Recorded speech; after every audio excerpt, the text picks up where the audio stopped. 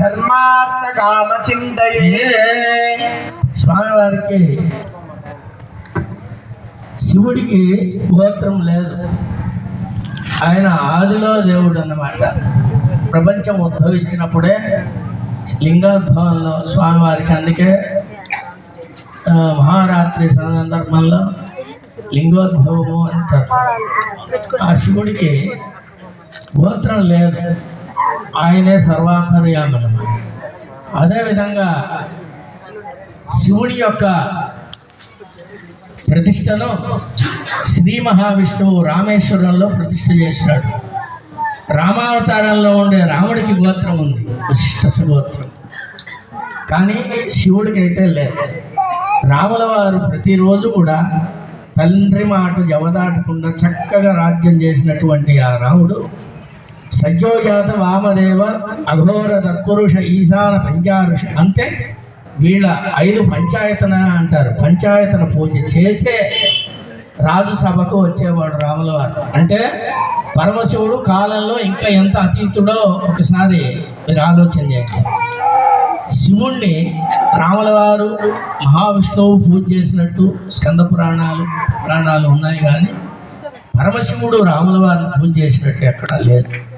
కాబట్టి ఆయనకు గోత్రం లేదు. కాబట్టి ఈ సప్త ఋషులకు ఎవరికి ఆయన గోత్రం అనేది తెలియక పరమశివుడిని పోయి పరబెట్టుకున్నారు. స్వామి, నీ కళ్యాణోత్సవం మేము చేయాలి అంటే నీకు ఏ గోత్రం చెప్పాలా అంటే కైలాస పర్వతంలో ఆయన నవ్వుకున్నాడంట. ఒరే, నాకు గోత్రం ఏది నాయన, నాకు గోత్రం లేదు, నేను ఆది పురుషుని, కాబట్టి నా గోత్రం నాకు చెప్పండి అని. అంటే మామూలుగా అయితే ఎవరికన్నా తెలియకపోతే, ఇప్పుడు కూడా కొంతమందికి చాలామంది గోత్రాలు తెలియదు. మనుషులు కూడా ఏం చెప్తారంటే, ఏం గోత్రం అమ్మా అంటే దేవుడి దగ్గర వచ్చి దేవుడి గోత్రం చెప్పండి అంటే. ఒకటి గుర్తుపెట్టుకోండి, పెద్దవాళ్ళని అడిగి గోత్రం తెలుసుకోవాలి. పరమశివుడు ఆయన గోత్రం ఆయన చెప్పుకున్నాడంటే అర్థం ఉంది, కానీ ఆయన గోత్రం మనం చెప్పుకోకూడదు. మనము ఆయనకు బిడ్డలు లాంటి వాళ్ళం. ఎందుకంటే భగవంతుడికి ఎప్పుడు పాదార్హత మాత్రమే మనకుంది.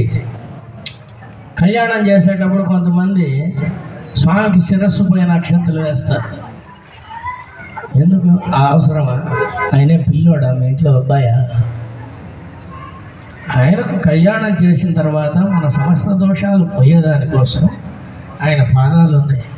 పాదాలకు వేసి నమస్కారం చేయాలి, అంతేగాని ఏదో పెళ్లి కొడుకు అయినాడని చెప్పి స్టేజ్ పైకి ఎక్కి ఆయన శిరస్సు పైన వేయకూడదు. అట్లా వేస్తే ఏమవుతుందంటే, మన తల్లి వెంట్రుకలు ఎన్ని ఉన్నాయో మనకైతే తెలియదు కదా, అన్ని పాపాలు మనకు వస్తాయి. కాబట్టి జాగ్రత్తగా, ఇక్కడే కాదు, విఘ్నేశ్వరుడే కాదు, ఈశ్వరుడే కాదు, రాముడే కాదు, కృష్ణుడే కాదు, ఎవరికి కళ్యాణం జరిగినప్పుడు కూడా పాదాలకు మాత్రమే వేసి నమస్కారం చేయాలి.